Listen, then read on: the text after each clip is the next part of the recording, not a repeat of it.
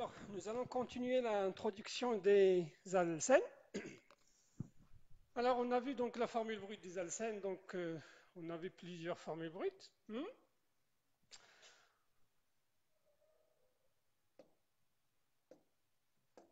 Pour les alcènes, on a vu une formule brute CnH2n. C'est pour les alcènes linéaires. On a vu la formule brute CnH2n moins 2, c'est pour les alcènes cycliques.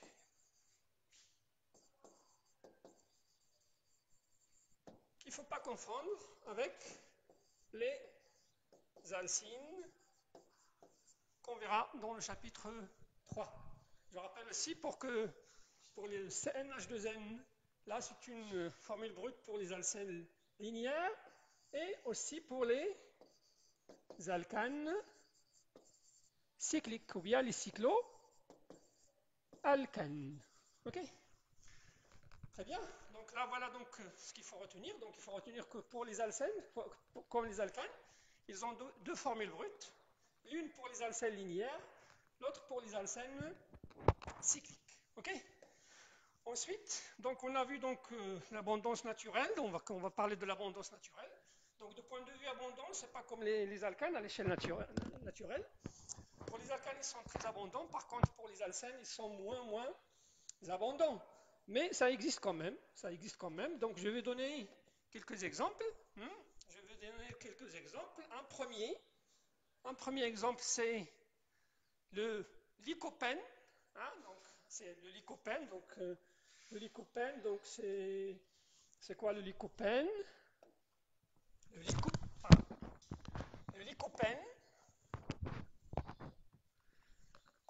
Le lycopène, c'est le pigment. C'est le pigment responsable de la couleur de la tomate. De la couleur de la tomate. La tomate, il a une couleur rouge. Cette coloration rouge, elle est due à la présence de cette molécule. C'est une molécule ayant C40, 40 carbone, regardez. Donc c'est 40 carbone avec une conjugisant qui est responsable de cette absorption dans la lumière visible. D'accord? Donc le système conjugué que vous avez là, constitué de la liaison pi, sigma, pi, donc c'est un système conjugué, c'est lui qui est responsable, je répète, de cette coloration rouge de la tomate lorsqu'évidemment il est mûr, parce que la tomate, avant qu'il soit rouge, elle est verte. D'accord? Donc cette coloration rouge, elle est due, je répète, à cette molécule-là. Regardez là, c'est un alcène polyinsaturé avec beaucoup d'insaturation. D'accord?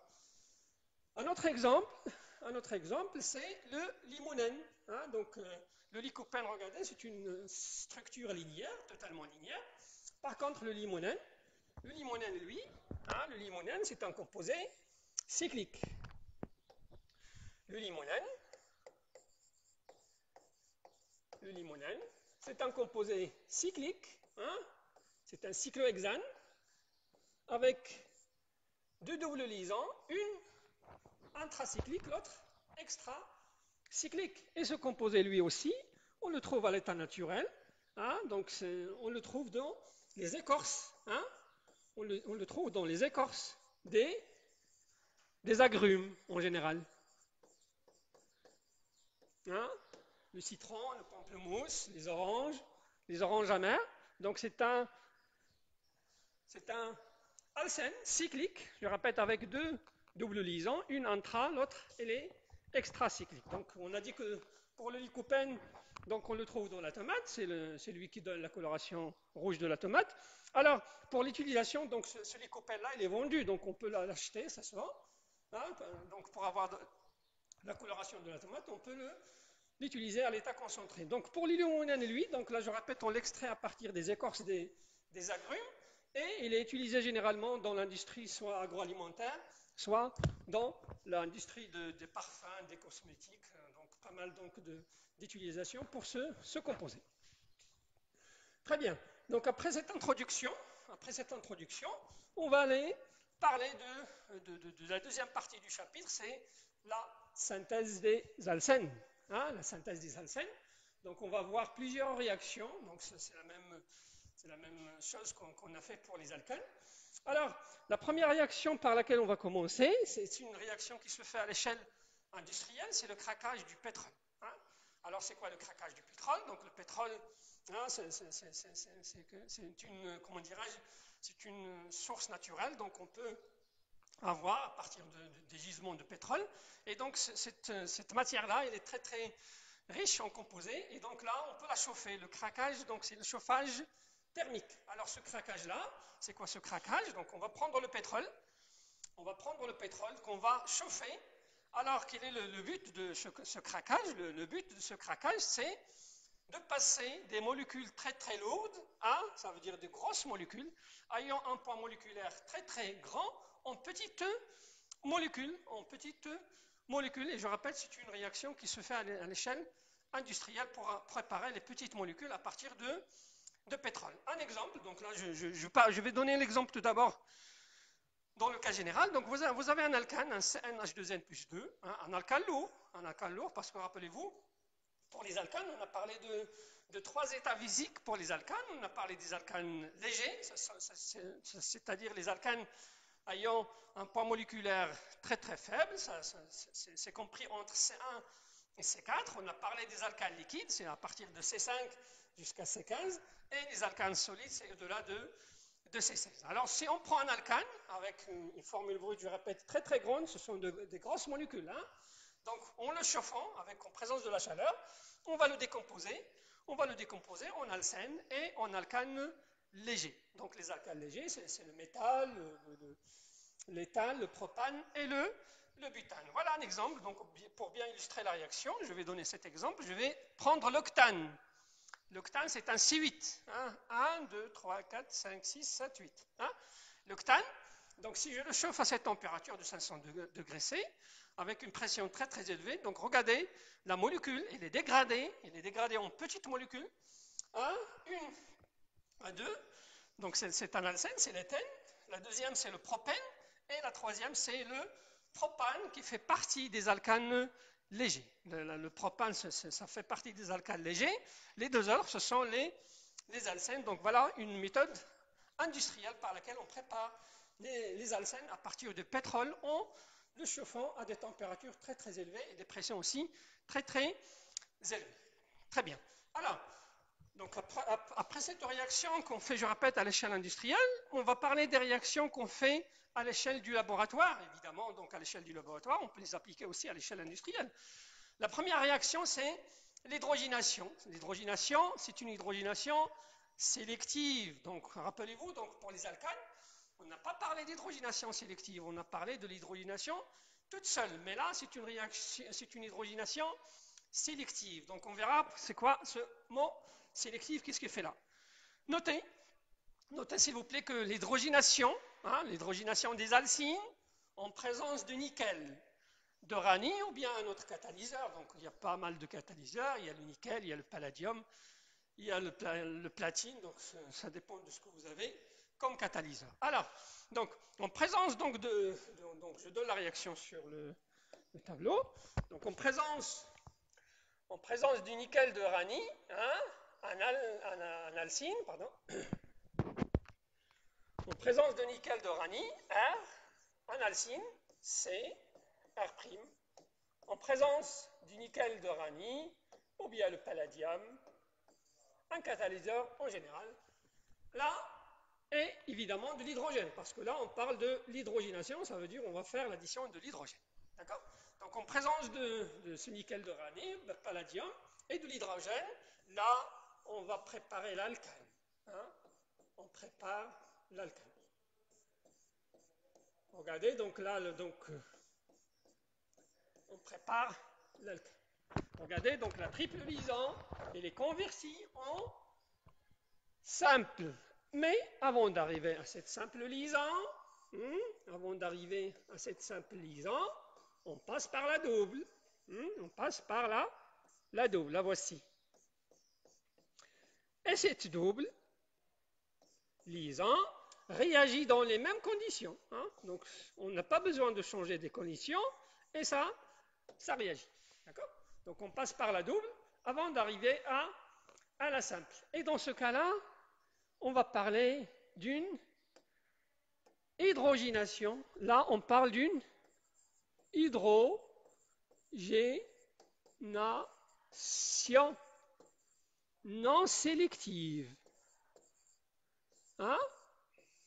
Non sélective. OK?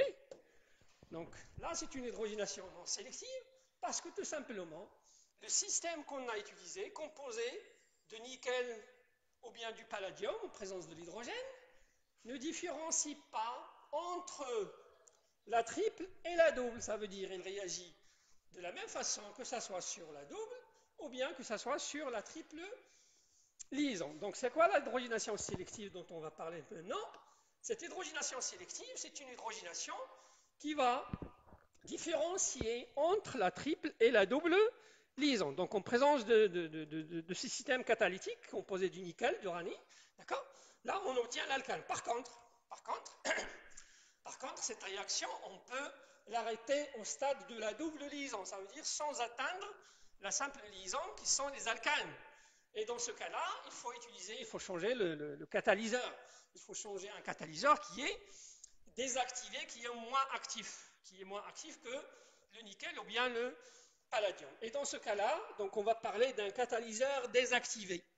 On va parler d'un catalyseur désactivé qu'on appelle le catalyseur de Lindlar. Regardez ce catalyseur-là, il est composé toujours du palladium, mais ce palladium-là, il est désactivé soit avec le sulfate de barium ou bien avec le carbonate de calcium. Donc c'est un catalyseur, de point de vue puissance, n'est pas puissant, comme si on met le palladium tout court. Si on met le palladium tout court, donc je reviens sur le tableau.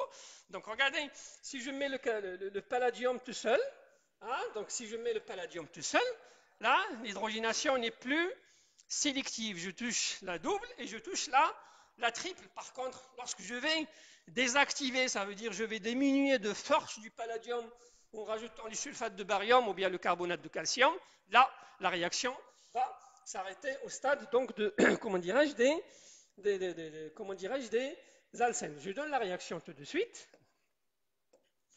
Donc, je reprends le même alcine. Le voici, R, C, R'. Alors, cette fois-ci, je vais utiliser donc toujours c'est de l'hydrogène, c'est une hydrogénation, ça veut dire on va additionner de l'hydrogène, mais, je répète, en présence d'un catalyseur qui est désactivé. Un catalyseur désactivé, donc c'est un palladium, je répète, désactivé avec le sulfate de barium, ou bien du palladium désactivé avec le carbonate de calcium. Dans ce cas-là, donc permettez-moi de mettre de l'hydrogène avec une autre couleur, donc voilà, donc le vert. Et donc dans ce cas-là, ce qu'on va obtenir, voilà, je vais obtenir,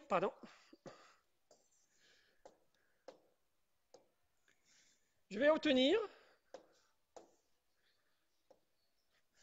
R, C, double liaison C, R, avec là, faites attention, bien à la position des H. Regardez les hydrogènes, ils sont du même côté de la double liaison. Donc on va parler ici d'une isomérie 6. On va parler d'une isomérie 6. Donc regardez s'il vous plaît, donc en désactivant le palladium avec le sulfate de barium, la réaction s'arrête au stade de l'alcène. Quel que soit le temps de la réaction, là, ça sera le point final. Ça sera le point d'arrivée. Ça veut dire la réaction. Ça veut dire la réaction ne va pas évoluer comme on a vu tout à l'heure. Donc là, avec H2, palladium, donc ça veut dire avec les mêmes conditions, BaSO4, la réaction n'aura pas lieu. Même si on reste quoi que ce soit comme temps, la réaction n'aura pas lieu. Et donc, dans ce cas-là, on parlera d'une hydrogénation. Hein, on parlera d'une hydrogénation sélective. Pourquoi sélective? Parce que tout simplement, ce système-là, elle différencie entre, comment dirais-je, entre la triple et la double.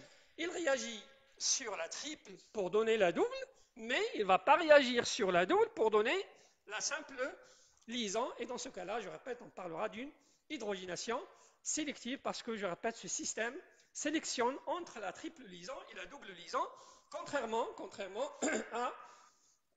à la réaction que j'ai fait au départ. Non, pas celle-là, celle-là. Donc ici, l'hydrogénation n'est pas sélective parce que le système utilisé, je répète, là, il réagit en même temps avec la triple et la double.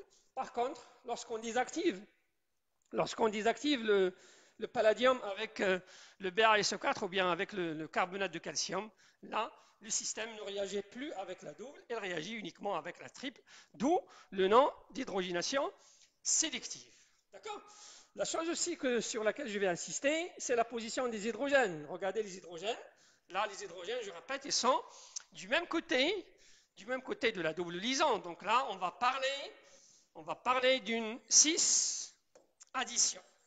Ça veut dire les hydrogènes s'additionnent d'une façon 6, ils s'additionnent du même côté de la double liaison. D'accord? Donc là, on obtient un seul produit, c'est l'isomère 6. C'est l'isomère 6. D'accord? Voilà, la réaction elle est là. Donc on présente du sulfate de barium, donc on obtient cet alcène. Donc là, c'est une 6 addition. Et donc là, on va parler, donc parce que pour cet alcène-là, là, il y a l'isomère E. Hein, donc cet alcène, il peut être soit son isomère, ça sera le E, mais on n'obtient pas, on obtient uniquement le 6. Et donc, si on obtient un seul produit, on va parler d'une réaction stéréosélective. Donc, la réaction, notez, la réaction donne un seul stéréoisomère de géométrie Z ou bien 6, et donc là, on parlera d'une réaction stéréosélective parce que tout simplement, je répète, j'obtiens un seul produit, pas de mélange. Il n'y a pas de majoritaire, il n'y a pas de minoritaire, il y a un seul, et par conséquent, la réaction sera nommée une réaction stéréosélective. Donc, ce qu'il faut retenir, c'est que l'hydrogénation sélective des alcynes conduit aux alcènes 6, et donc la réaction sera dite stéréosélective parce que, je répète, on obtient un seul stéréoisomère qui est le 6. Alors, du moment qu'on a obtenu le 6, comment on peut préparer le trans ou bien le E? Pour préparer le E, il suffit de changer le réactif. Pour préparer le E, ça veut dire l'autre stéréoisomère de celui-là, on va changer les conditions. On va utiliser les métaux. On va utiliser les métaux tels que le lithium, le sodium, le potassium, en présence de l'ammoniac liquide. Voici la réaction. Donc le même alcyne avec du sodium, du lithium, du potassium, ça dépend de ce que vous avez, et de l'ammoniac liquide, l'ammoniac NH3. Liquide, là, on obtient le trans, donc on parlera de trans-addition. Et aussi, on va dire que cette réaction, elle est aussi stéréosélective parce qu'il donne un seul composé. D'accord? Alors, je vais parler de cet ammoniac parce que normalement, l'état physique de l'ammoniac dans des conditions normales, pression, température normale, l'ammoniac, il est gazeux. Ok? Donc là, dans les conditions normales de pression et de température, l'ammoniac, il est gazeux. Mais je répète, on peut le liquéfier, on peut le faire passer à l'état liquide en liquéfiant. Donc là, vous savez bien la loi des gaz parfaits, PV est égal à nRT. Donc on peut le liquéfier hein, donc on peut avoir de l'ammoniac liquide. Ça veut dire qu'on peut passer de l'état gazeux à l'état liquide en jouant uniquement sur la pression de ce gaz-là, comme pas mal d'autres gaz, tels que l'hélium. L'hélium, c'est un gaz rare, c'est un gaz, mais on peut le liquéfier. L'azote aussi, l'azote, le N2, c'est un gaz, on peut le liquéfier, je répète, en jouant sur la pression de ces gaz-là. OK? Donc là, la réaction, notre réaction utilise de l'ammoniac liquide, ce n'est pas de l'ammoniac gaz. Et donc, en présence d'un métal tel que le lithium, le sodium, le potassium, on peut préparer, je répète, le stéréoisomère, hein, de l'alcène qu'on a préparé par hydrogénation en présence du palladium. Donc, les deux réactions sont dites des réactions stéréosélectives. OK? Je vais enregistrer.